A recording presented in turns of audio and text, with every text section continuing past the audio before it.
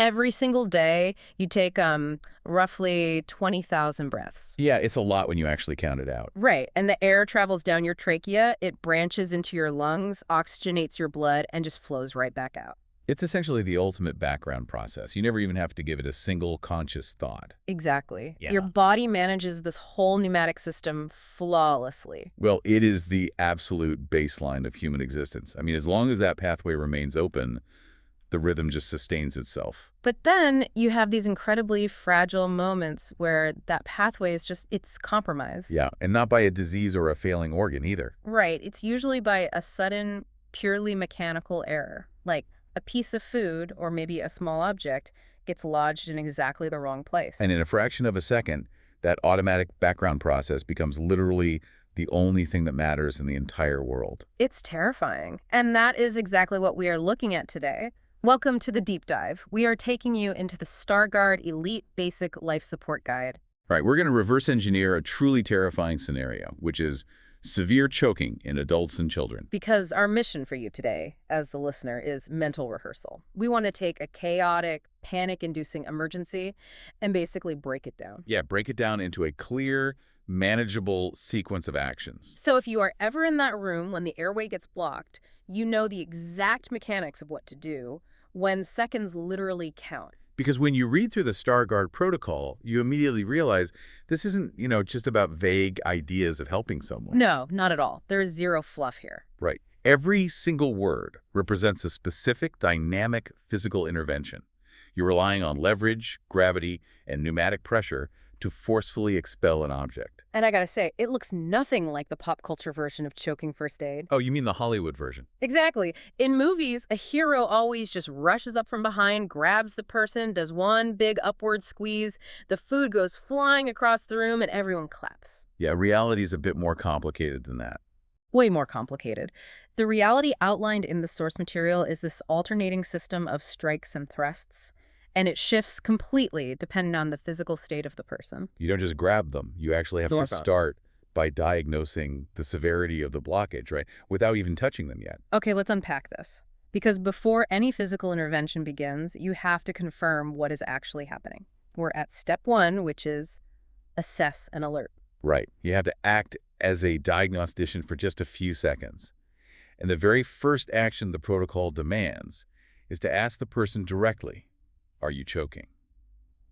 See, I used to think asking that question was just a formality. Like, if someone is grabbing their throat, obviously they're choking, right? We're actually looking for a very specific physiological response there. You want to see if they nod yes silently, or, and this is the big one, you're looking to see if they are completely unable to speak or cough. Yeah, the cough is the primary differentiator here. Wait, really? The cough is the most important thing? Absolutely. Because if a person is coughing forcefully, they have what we call a partial airway obstruction. Air is still moving past the object. Oh, I see. So their body is actively using its own internal defense mechanisms to clear it. Exactly. The violent expulsion of air is trying to clear the pathway.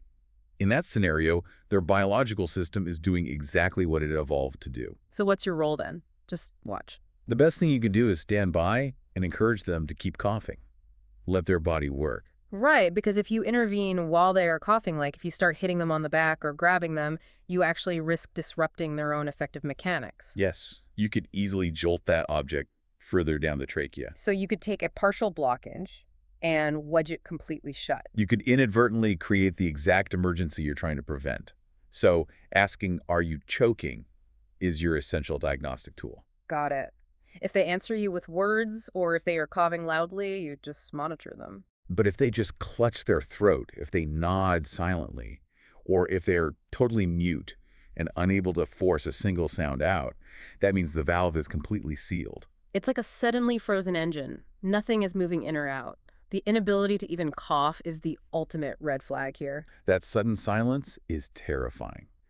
And the moment you recognize that total silence, you have to initiate two parallel actions. Okay, what's the first one? The first is shifting your own cognitive load. The guide states that you must act quickly, and if a bystander is nearby, you direct them to activate EMS. Oh, that makes sense. You don't pull out your own phone and start dialing 911 if there's literally anyone else in the room. Right. Delegating that call is a crucial step in managing the environment.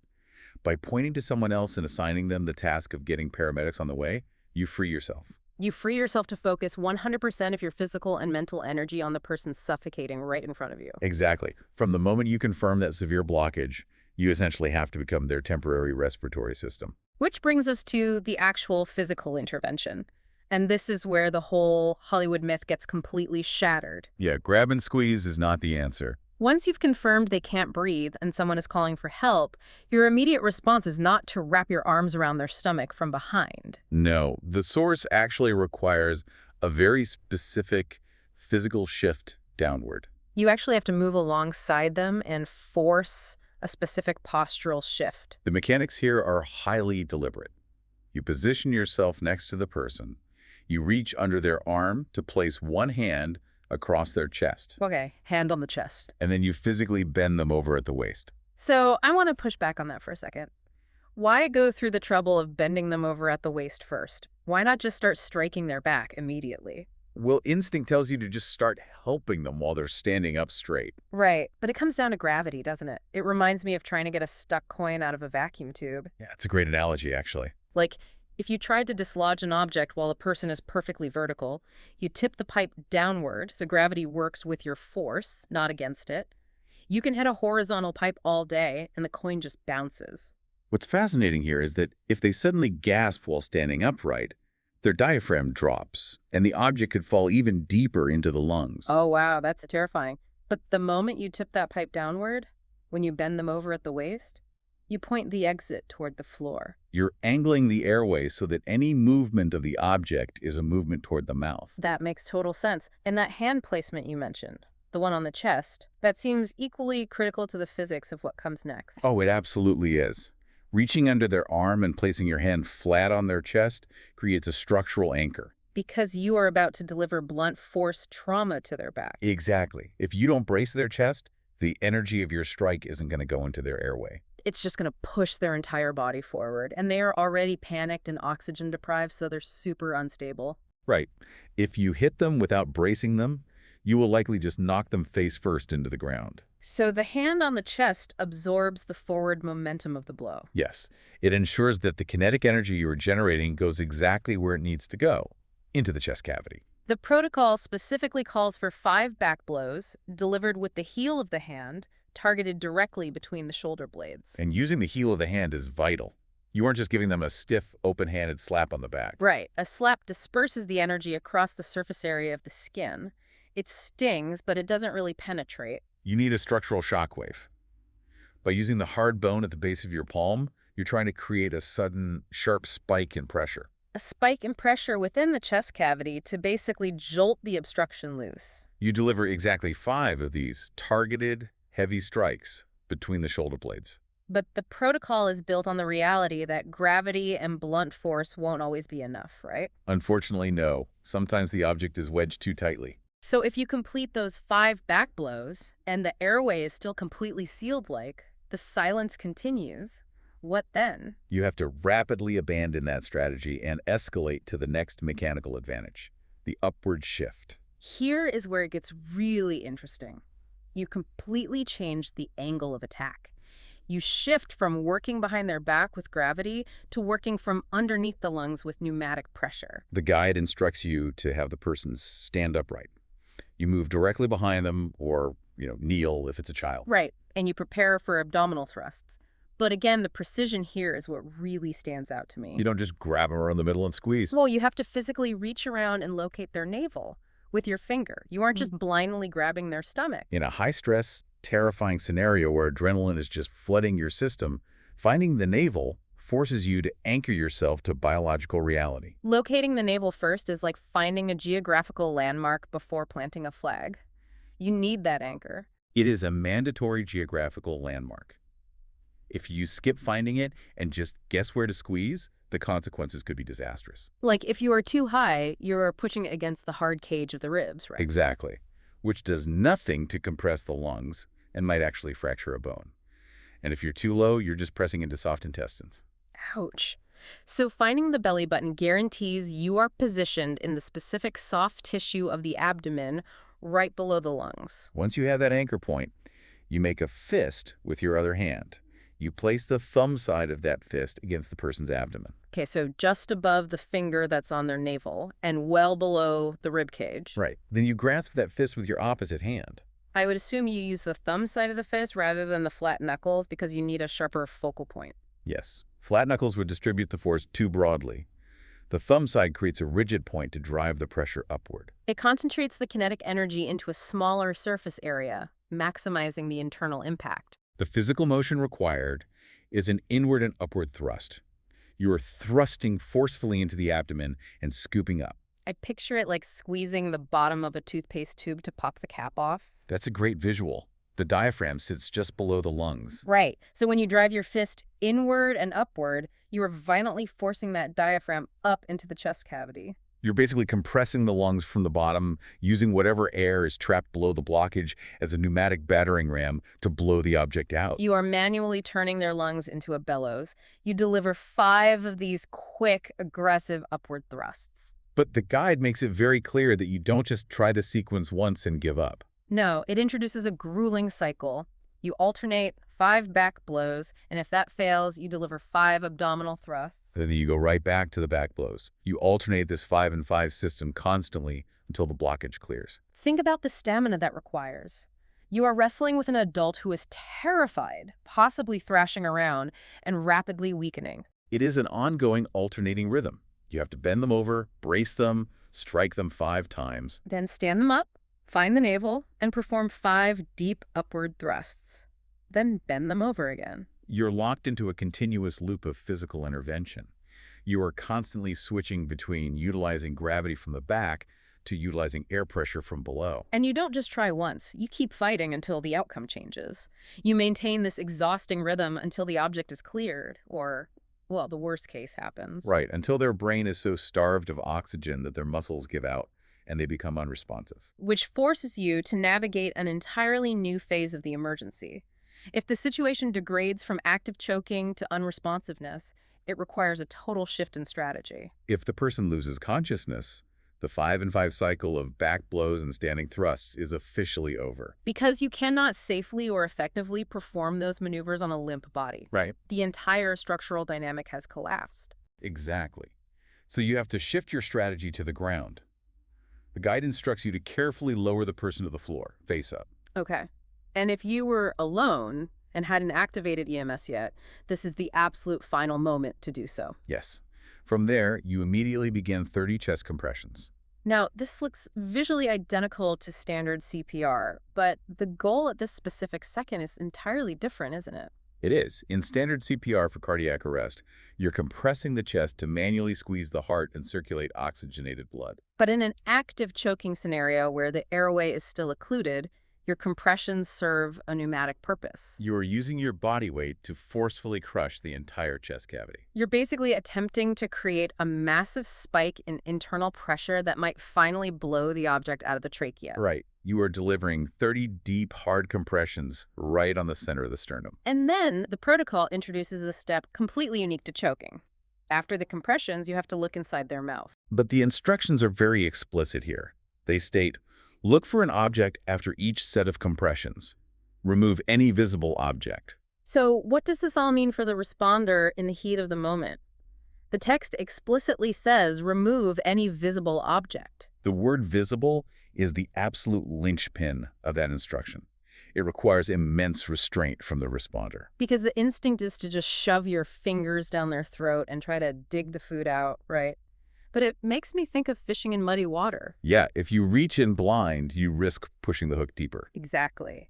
If you can see the keys resting near the surface of the mud, you can carefully reach in and pinch them out. But if you blindly sweep your fingers around, you're almost guaranteed to push those keys deeper. The human throat is a slippery, muscular funnel. So you only grab what you can actually see. If you do a blind finger sweep, trying to dig around in the dark, the anatomy virtually guarantees that you'll push a smooth object tighter into the airway. Packing it down like a plug. Wow, so if the object isn't visible, you just keep your fingers out. You keep your fingers out.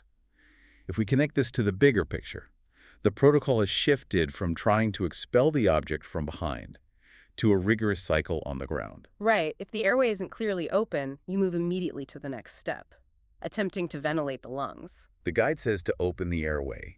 tilting the head back and lifting the chin, and try to make the chest rise with 2 breaths. This is where the protocol relies on conditional logic, functioning almost like a biological flowchart. It really is a survival flowchart. You pinch their nose, seal your mouth over theirs, deliver a breath, and watch the chest. If the chest does not rise, that means the valve is still sealed shut. The air you just blew in hit a physical wall in the trachea and stopped.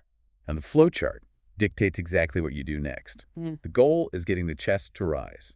If it doesn't, you keep compressing. You don't panic or try a dozen different things. You immediately cycle back to the beginning of the ground protocol. Another 30 chest compressions to build that pneumatic pressure. Look in the mouth again for a visible object and attempt breaths again. It is a relentless, systematic attempt to force the blockage out. But what if you give a breath and the chest does rise? Well, what if those heavy compressions finally pop the object loose or shifted it just enough sideways that air can get past it? Then you follow the other branch of the flowchart.